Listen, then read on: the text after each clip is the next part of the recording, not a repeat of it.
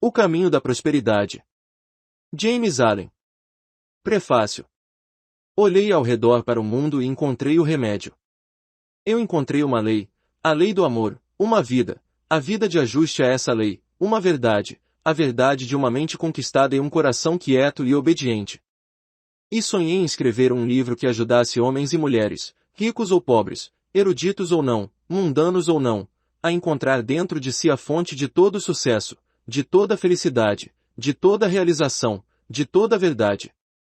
E o sonho permaneceu comigo, e por fim tornou-se substancial, e agora eu o envio ao mundo em sua missão de cura e bem-aventurança, sabendo que não pode deixar de alcançar os lares e os corações daqueles que estão esperando e prontos para recebê-lo. James Allen. O mundo, um reflexo de estados mentais. O que você é, então é o seu mundo. Tudo no universo é resolvido em sua própria experiência interior. Pouco importa o que está fora, pois tudo é um reflexo de seu próprio estado de consciência. Importa tudo o que você é por dentro, pois tudo por fora será refletido e colorido de acordo. Tudo o que você sabe positivamente está contido em sua própria experiência, tudo o que você conhecerá deve passar pelo portal da experiência, assim, tornar-se parte de você mesmo. Seus próprios pensamentos, desejos e aspirações compreendem o seu mundo, e, para você, tudo o que existe no universo de beleza e alegria e bem-aventurança, ou de feiura e tristeza e dor, está contido dentro de você. Por seus próprios pensamentos, você constrói ou estraga sua vida, seu mundo, seu universo. À medida que você constrói por dentro pelo poder do pensamento, sua vida exterior e as circunstâncias se moldarão de acordo. O que quer que você abrigue nas câmaras mais íntimas de seu coração, mais cedo ou mais tarde, pela inevitável lei da reação, se moldará em sua vida exterior. A alma que é impura, sórdida e egoísta, está gravitando com precisão infalível para o infortúnio e a catástrofe. A alma que é pura, altruísta e nobre está gravitando com igual precisão em direção à felicidade e prosperidade. Cada alma atrai o que é seu, e nada pode vir a ela que não pertença a ela. Perceber isso é reconhecer a universalidade da lei divina. Os incidentes de cada vida humana, que tanto fazem quanto estragam, são atraídos para ela pela qualidade e pelo poder de sua própria vida interior de pensamento. Cada alma é uma combinação complexa de experiências e pensamentos reunidos, e o corpo é apenas um veículo improvisado para sua manifestação. Quais são, portanto, seus pensamentos? Esse é o seu eu real, e o mundo ao redor, animado e inanimado, usa o aspecto com o qual seus pensamentos o revestem. Tudo o que somos é o resultado do que pensamos. É baseado em nossos pensamentos, é feito de nossos pensamentos. E, portanto, se um homem é feliz, é porque ele vive em pensamentos felizes, se infeliz, porque ele vive em pensamentos desanimadores e debilitantes. Quer alguém seja medroso ou destemido, tolo ou sábio, perturbado ou sereno, dentro dessa alma está a causa de seu próprio estado ou estados, e nunca fora dela. E agora eu pareço ouvir um coro de vozes exclamar, mas você realmente quer dizer que as circunstâncias externas não afetam nossas mentes? Não digo isso, mas digo isso, e sei que é uma verdade infalível, que as circunstâncias só podem afetá-lo na medida em que você permitir que o façam. Você é influenciado pelas circunstâncias porque não tem uma compreensão correta da natureza, do uso e do poder do pensamento. Você acredita, e sobre esta pequena palavra crença dependem todas as nossas tristezas e alegrias, que as coisas exteriores têm o poder de fazer ou arruinar sua vida. Ao fazer isso, você se submete a essas coisas exteriores, confessa que é seu escravo e ele seu senhor incondicional. Ao fazer isso, você os investe com um poder que eles próprios não possuem, e você sucumbe, na realidade, não às meras circunstâncias, mas à escuridão ou alegria, ao medo ou esperança, à força ou fraqueza, que sua esfera de pensamento lançou em torno deles. Conheci dois homens que, desde cedo, perderam as economias de anos que duramente ganharam. Um estava profundamente perturbado e deu lugar à tristeza, preocupação e desânimo. O outro, ao ler em seu jornal matutino que o banco em que seu dinheiro foi depositado havia falido irremediavelmente, e que ele havia perdido tudo, observou calma e firmemente, bem, acabou, e problemas e preocupações não o trarão de volta, mas o trabalho duro vai. Ele começou a trabalhar com vigor renovado e rapidamente tornou-se próspero, enquanto esse homem, continuando a lamentar a perda de seu dinheiro e a reclamar de sua má sorte, continuou sendo o spot e a ferramenta de circunstâncias adversas, na realidade de seus próprios pensamentos fracos e escravos. A perda de dinheiro foi uma maldição para aquele porque ele revestiu o evento com pensamentos sombrios, foi uma bênção para o outro, porque ele espalhou pensamentos de força, de esperança e de esforço renovado. Se as circunstâncias tivessem o poder de abençoar ou prejudicar, elas abençoariam e prejudicariam todos os homens igualmente, mas o fato de que as mesmas circunstâncias serão boas e más para almas diferentes prova que o bom ou o mal não está nas circunstâncias, mas apenas em a mente daquele que o encontra. Quando você começar a perceber isso, começará a controlar seus pensamentos, a regular e disciplinar sua mente e a reconstruir o templo interior de sua alma, eliminando todo o material inútil e supérfluo e incorporando em seu ser apenas pensamentos de alegria e serenidade, de força e vida, de compaixão e amor, de beleza e imortalidade, e ao fazer isso, você se tornará alegre e sereno, forte e saudável, compassivo e amoroso e belo com a beleza da imortalidade. E assim como revestimos os acontecimentos com a cortina de nossos próprios pensamentos, da mesma forma vestimos os objetos do mundo visível ao nosso redor, e onde um vê harmonia e beleza, outro vê feiura repulsiva. Um entusiasta naturalista estava um dia vagando pelas estradas do país em busca de seu hobby, e durante suas caminhadas encontrou uma piscina de água salobra perto de um quintal. Enquanto ele enchia uma pequena garrafa com água para fins de exame ao microscópio, ele dilatou, com mais entusiasmo do que discrição, um filho inculto do arado que estava por perto, nas escondidas e inumeráveis maravilhas contidas no pool, e concluiu dizendo, sim, meu amigo, dentro deste pool está contido uma centena, ou melhor, 1.000.000 de universos, se tivéssemos apenas o sentido ou o instrumento pelo qual poderíamos apreendê-los. E o menos sofisticado comentou ponderadamente, eu sei que a água está cheia de girinos, mas eles são fáceis de pegar. Onde o naturalista, sua mente armazenada com o conhecimento dos fatos naturais, via beleza, harmonia e glória oculta, a mente não iluminada por essas coisas via apenas uma ofensiva poça de lama. A flor selvagem que o viajante casual pisca sem pensar é, para o olho espiritual do poeta, um mensageiro angelical do invisível. Para muitos, o oceano é apenas uma extensão de água sombria em que os navios navegam e às vezes naufragam, para a alma do músico é uma coisa viva, e ele ouve, em todas as suas mudanças de humor, harmonias divinas. Onde a mente comum vê desastre e confusão, a mente do filósofo vê a sequência mais perfeita de causa e efeito, e onde o materialista não vê nada além da morte sem fim, o místico vê vida pulsante e eterna. E assim como vestimos eventos e objetos com nossos próprios pensamentos, da mesma forma vestimos as almas dos outros com as vestes de nossos pensamentos. Os suspeitos acreditam que todos são suspeitos, o mentiroso sente-se seguro no pensamento de que ele não é tão tolo a ponto de acreditar que existe o fenômeno de uma pessoa estritamente verdadeira, os invejosos veem a inveja em cada alma, o avarento pensa que todos estão ansiosos para receber seu dinheiro, aquele que subordinou a consciência na construção de sua riqueza dorme com um revólver debaixo do travesseiro, envolto na ilusão de que o mundo está cheio de pessoas sem consciência que estão ansiosas para roubá-lo. E o sensualista abandonado vê o santo como um hipócrita. Por outro lado, aqueles que vivem em pensamentos de amor, veem em tudo aquilo que desperta seu amor e simpatia, os que confiam e são honestos não se preocupam com suspeitas, os bem-humorados e caridosos que se alegram com a boa fortuna dos outros, mal sabem o que significa inveja, e aquele que realizou o divino dentro de si o reconhece em todos os seres, até mesmo nas bestas. E homens e mulheres são confirmados em sua perspectiva mental pelo fato de que, pela lei de causa e efeito, atraem para si o que enviam, assim, entram em contato com pessoas semelhantes a eles. O velho ditado, pássaros da mesma pena voam juntos, tem um significado mais profundo do que geralmente se associa a ele, pois no mundo do pensamento, assim como no mundo da matéria, cada um se apega à sua espécie. Você deseja bondade. Seja amável. Você pede a verdade.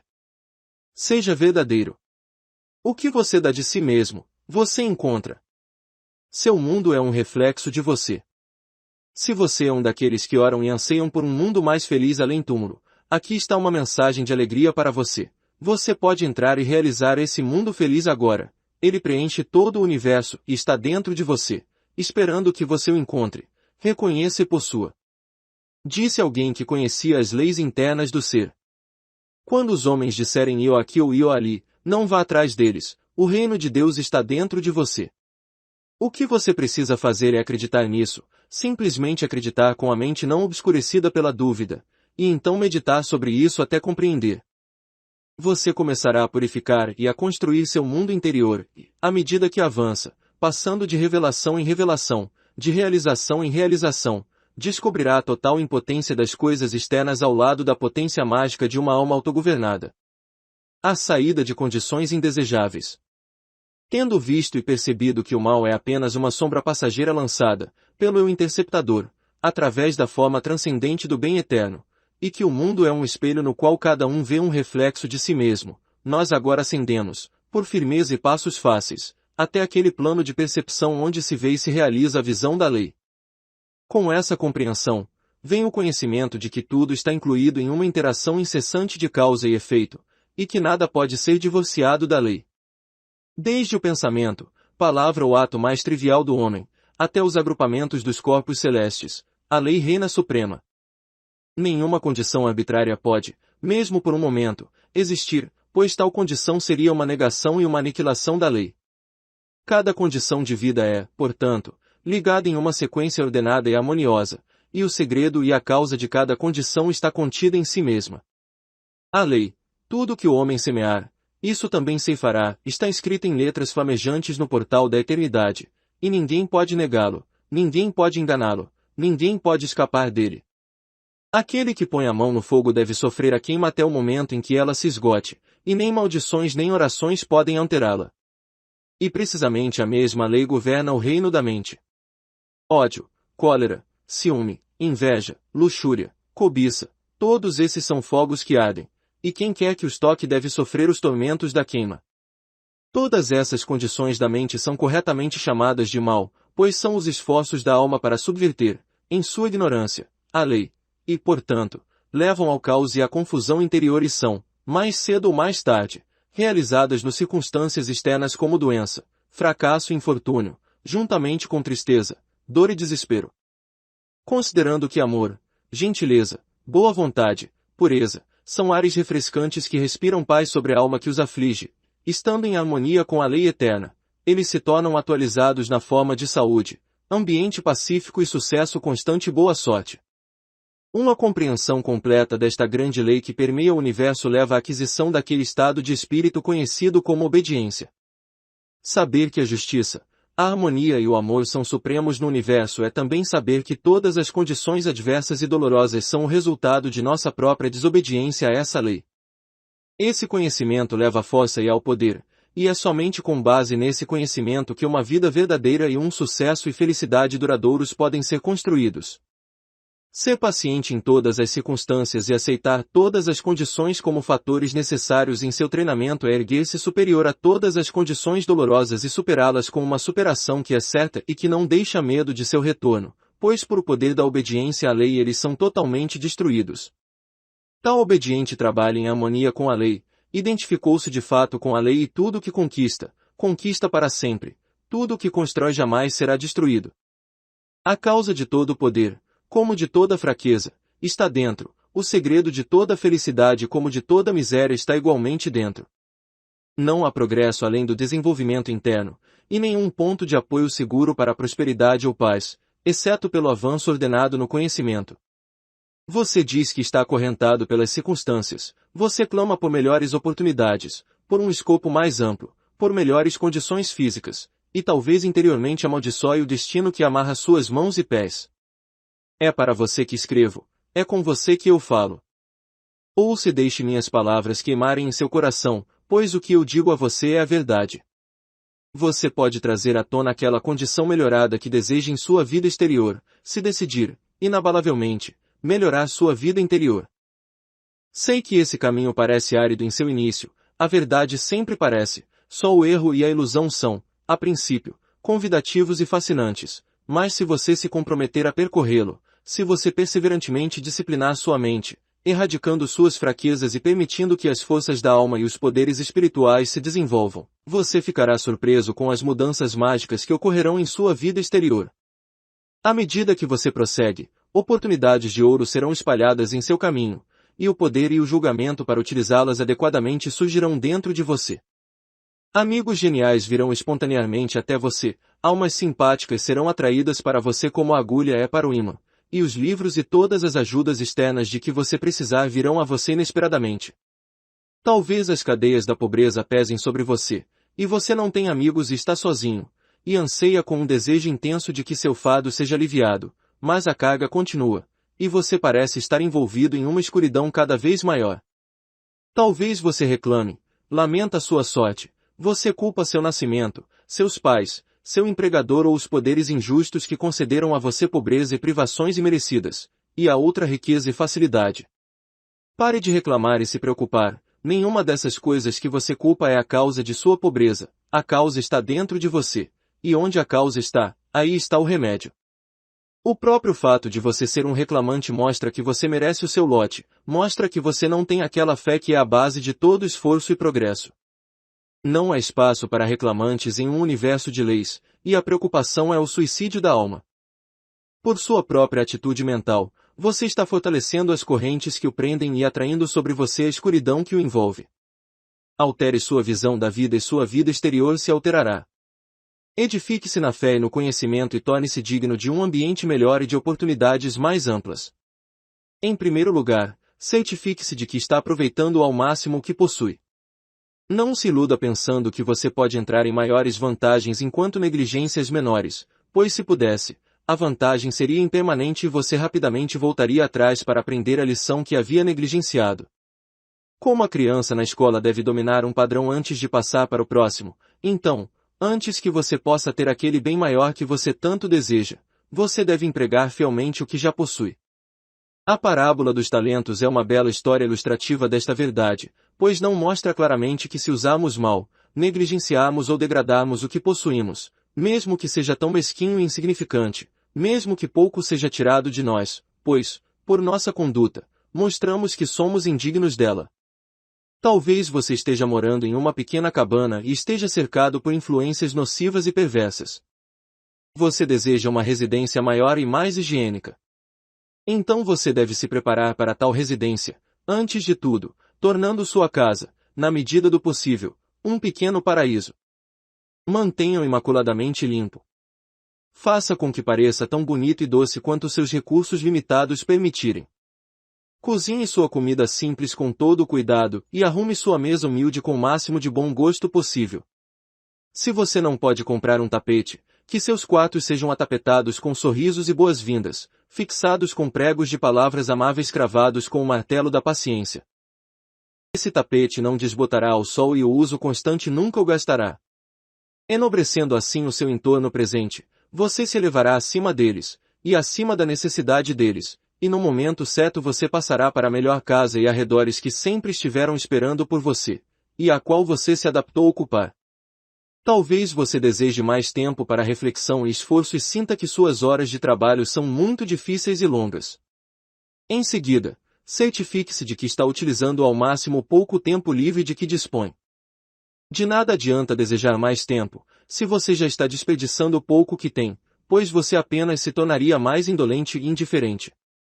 Mesmo a pobreza e a falta de tempo e ócio não são os males que você imagina que são, e se eles te atrapalham em seu progresso, é porque você os revestiu de suas próprias fraquezas, e o mal que você vê neles está realmente em você mesma.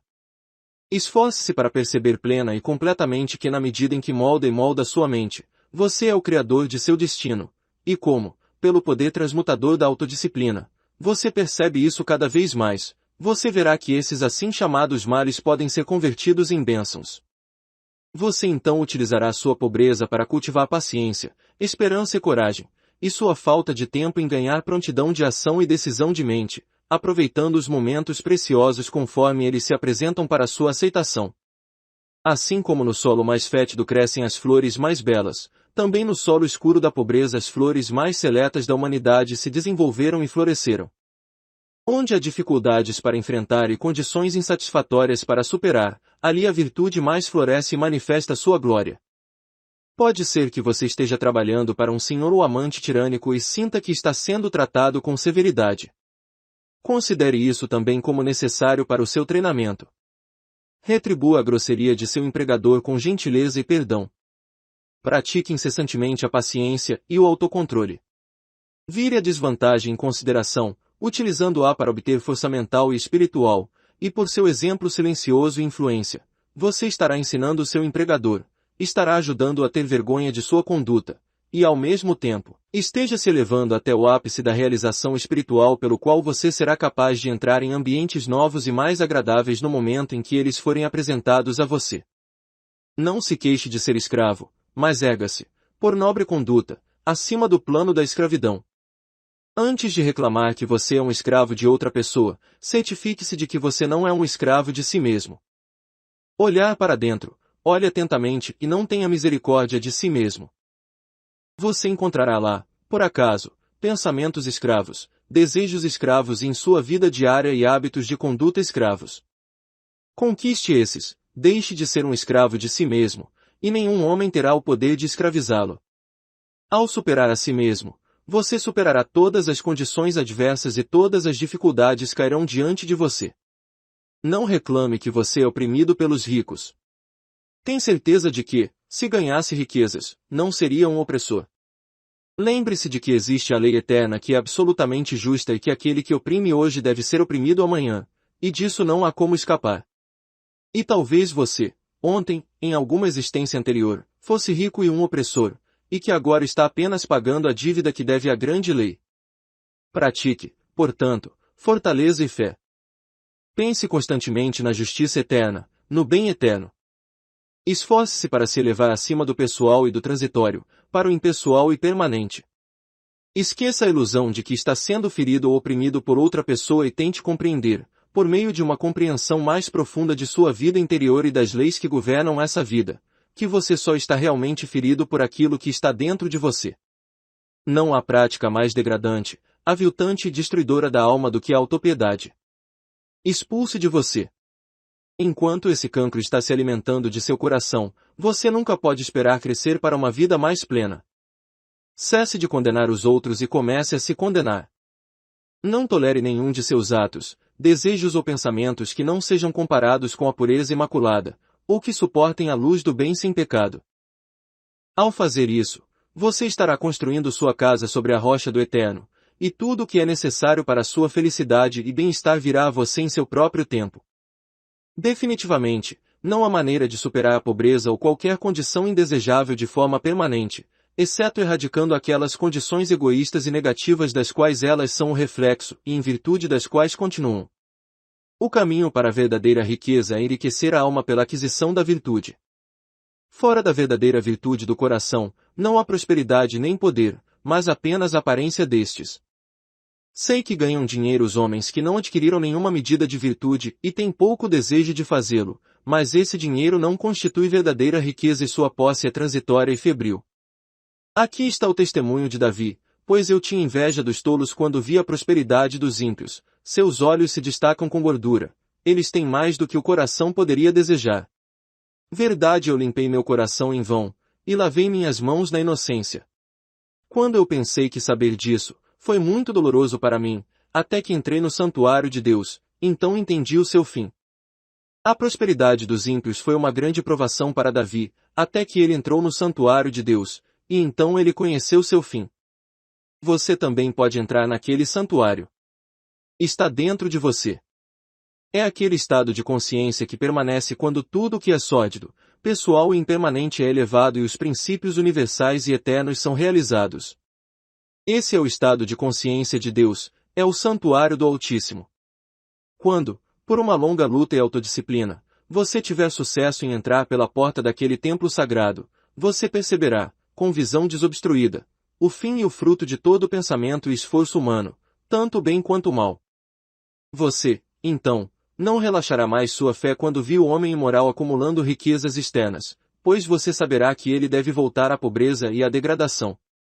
O homem rico que é destituído de virtude é, na realidade, pobre, e tão certo quanto as águas do rio estão indo para o oceano, ele certamente está, em meio a todas as suas riquezas, vagando para a pobreza e a desgraça, até que, por longa experiência e sofrimento, ele conquiste a pobreza interior. Mas o homem que é aparentemente pobre, embora rico em virtudes, é verdadeiramente rico, e, em meio a toda a sua pobreza, certamente está caminhando para a prosperidade, e alegria e felicidade abundantes aguardam sua vinda. Se você deseja se tornar verdadeira e permanentemente próspero, primeiro deve se tornar virtuoso. Portanto, não é sensato almejar diretamente a prosperidade, torná-la o único objetivo da vida, buscá-la avidamente. Fazer isso é derrotar a si mesmo. Antes, vise o autoaperfeiçoamento, faça do serviço útil e altruísta o objetivo de sua vida, e estenda sempre as mãos da fé para o bem supremo e inalterável. Você diz que deseja riqueza, não para seu próprio bem, mas para fazer o bem com ela e abençoar os outros. Se este for o seu motivo real para desejar riqueza, então a riqueza virá para você, pois você é realmente forte e altruísta se, em meio às riquezas, estiver disposto a se considerar um mordomo e não um dono. Mas examine bem o seu motivo, pois na maioria dos casos em que o dinheiro é desejado para objeto admitido de abençoar outros, o verdadeiro motivo subjacente é o amor pela popularidade e o desejo de se passar por filantropo ou reformador. Se você não está fazendo bem com o pouco que tem, pode contar com isso. Quanto mais dinheiro você tem, mais egoísta você se tornará, e todo o bem que você parecia fazer com o seu dinheiro, se você tentasse fazer algum, seria muito autoelogio insinuante. Se o seu verdadeiro desejo é fazer o bem, não há necessidade de esperar por dinheiro antes de fazê-lo. Você pode fazer isso agora, neste exato momento, e exatamente onde está. Se você for realmente tão altruísta quanto acredita ser, mostrará isso sacrificando-se pelos outros agora. Não importa o quão pobre você seja, há espaço para abnegação, pois a viúva não colocou tudo dela no tesouro. O coração que realmente deseja fazer o bem não espera o dinheiro para fazê-lo, mas vem ao altar do sacrifício, e deixando ali os elementos indignos de si, sai e sopra sobre o vizinho e o estranho, amigo e inimigo igualmente o sopro de bem-aventurança.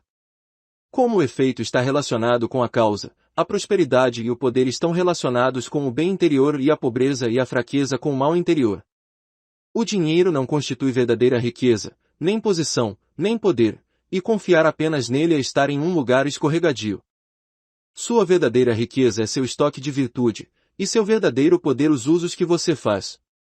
Rectifique o seu coração e retificará a sua vida. Luxúria, ódio, raiva, vaidade, orgulho, cobiça, autoindulgência, egoísmo, obstinação, tudo isso é pobreza e fraqueza, ao passo que amor, pureza, gentileza, mansidão, compaixão, generosidade, todos esses são riqueza e poder. À medida que os elementos de pobreza e fraqueza são superados, um poder irresistível e conquistador é desenvolvido a partir de dentro, e aquele que consegue se estabelecer na virtude mais elevada, traz o mundo inteiro a seus pés. Mas os ricos, assim como os pobres, têm suas condições indesejáveis e estão frequentemente mais distantes da felicidade do que os pobres. E aqui vemos como a felicidade depende, não de ajudas externas ou posses, mas da vida interior. Talvez você seja um empregador e tenha problemas intermináveis com aqueles que emprega, e quando consegue bons e fiéis servos, eles rapidamente o deixam. Como resultado, você está começando a perder, ou perdeu completamente, sua fé na natureza humana. Você tenta remediar a situação dando melhores salários e permitindo certas liberdades, mas as coisas permanecem inalteradas. Deixe-me aconselhar você. O segredo de todos os seus problemas não está em seus servos, está em você mesmo, e se você olhar para dentro, com um desejo humilde e sincero de descobrir e erradicar o seu erro, você encontrará, mais cedo ou mais tarde, a origem de toda a sua infelicidade. Pode ser algum desejo egoísta, ou suspeita oculta, ou atitude de mente indelicada que envia seu veneno sobre as pessoas ao seu redor e reage sobre você, mesmo que você não o demonstre em suas maneiras ou palavras. Pense em seus servos com bondade, considere a extremidade do serviço que você mesmo não faria se estivesse no lugar deles. Rara e bela é aquela humildade de alma pela qual um servo se esquece inteiramente de si mesmo para o bem de seu senhor, mas muito mais rara e bela com uma beleza divina é aquela nobreza de alma pela qual um homem, esquecendo sua própria felicidade, busca a felicidade daqueles que estão sob sua autoridade e que dependem dele para seu sustento corporal. E a felicidade de tal homem é multiplicada por 10, e ele não precisa reclamar daqueles a quem emprega. Disse um conhecido e extenso empregador de mão de obra, que nunca precisa dispensar um funcionário, sempre tive as relações mais felizes com meus operários. Se você me perguntar como isso deve ser contabilizado, só posso dizer que foi meu objetivo desde o início fazer com eles o que eu gostaria que fizesse. Aqui está o segredo pelo qual todas as condições desejáveis são garantidas e todas as indesejáveis são superadas. Você diz que é solitário e não amado, e não tem amigo no mundo. Então, eu oro a você, para o bem da sua própria felicidade, não culpe ninguém além de você mesmo. Seja amigável com os outros, e os amigos logo se reunirão ao seu redor. Torne-se puro e amável e será amado por todos. Quaisquer que sejam as condições que estão tornando sua vida um fardo, você pode sair delas e além delas, desenvolvendo e utilizando dentro de você o poder transformador da autopurificação e da autoconquista. Seja a pobreza que aflige, e lembre-se que a pobreza sobre a qual tenho dilatado é aquela pobreza que é fonte de miséria, e não aquela pobreza voluntária que é a glória das almas emancipadas, ou as riquezas que carregam, ou há muitos infortúnios, sofrimentos e aborrecimentos que formam um fundo escuro na teia da vida. Você pode superá-los superando os elementos egoístas dentro dos quais lhes dão vida. Não importa que, pela lei infalível, haja pensamentos e atos passados para trabalhar e expiar, pois, pela mesma lei, estamos colocando em movimento, durante cada momento de nossa vida, novos pensamentos e atos, e nós temos o poder de torná-los bons ou maus. Também não se segue que se um homem, colhendo o que semeou, deve perder dinheiro ou despojar-se da posição, ele também deve perder sua fortaleza ou despojar-se de sua retidão, e é nisso que sua riqueza, poder e felicidade devem ser encontrados. Diante do brilho divino de um coração puro, todas as trevas desaparecem e todas as nuvens se dissipam, e aquele que conquistou a si mesmo conquistou o universo. Venha, então, para fora de sua pobreza, saia de sua dor, saia de seus problemas e suspiros e reclamações e dores de cabeça e solidão saindo de si mesmo. Deixe a velha vestimenta esfarrapada de seu mesquinho egoísmo cair de você, e vista a nova vestimenta do amor universal. Você então perceberá o céu interior e isso se refletirá em toda a sua vida exterior. Aquele que põe o pé firmemente no caminho da autoconquista, que caminha, auxiliado pelo cajado da fé, a estrada do sacrifício, certamente alcançará a maior prosperidade e colherá alegria e bem-aventurança abundantes e duradouros. O poder silencioso do pensamento, controlando e dirigindo as próprias forças.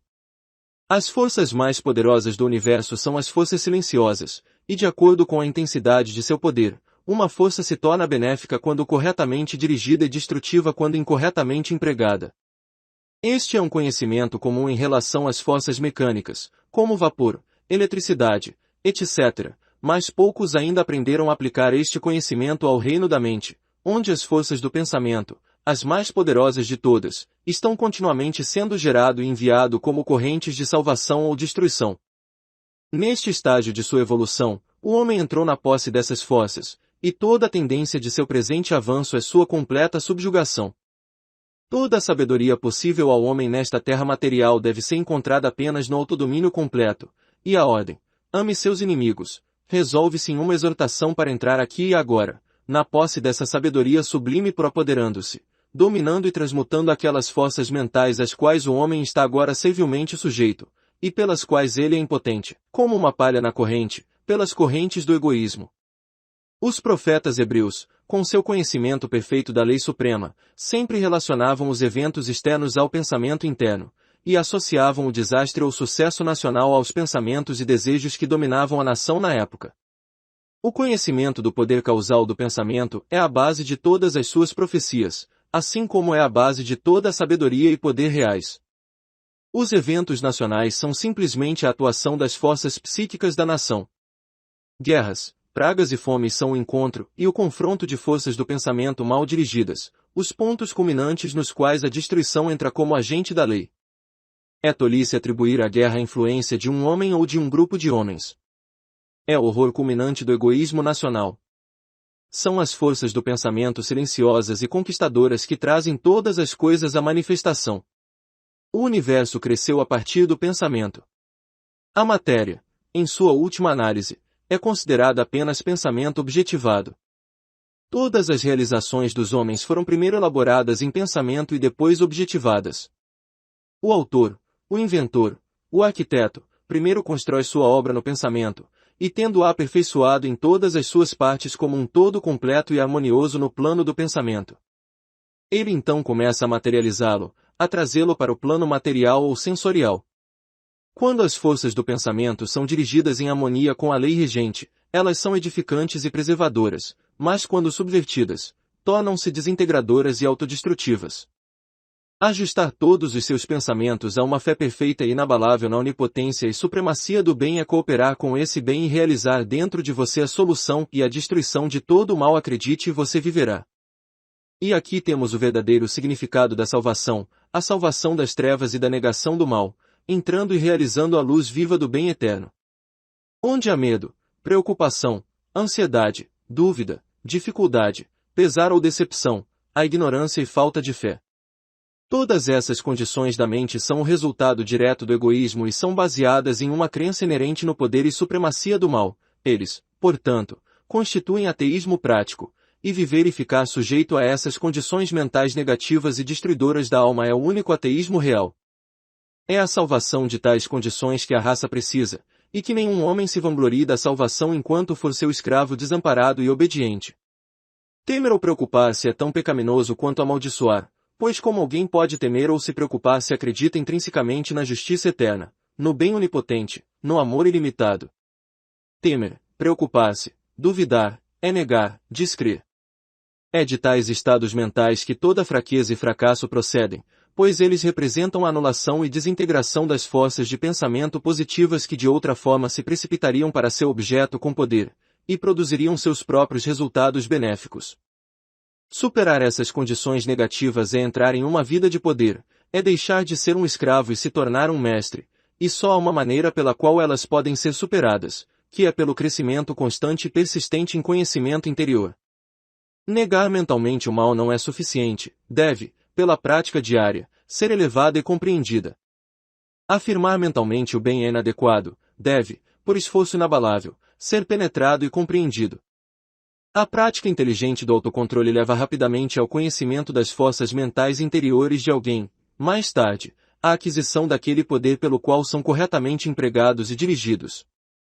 Na medida em que você domina a si mesmo, em que controla suas forças mentais em vez de ser controlado por elas, exatamente nessa medida você dominará os negócios e as circunstâncias externas.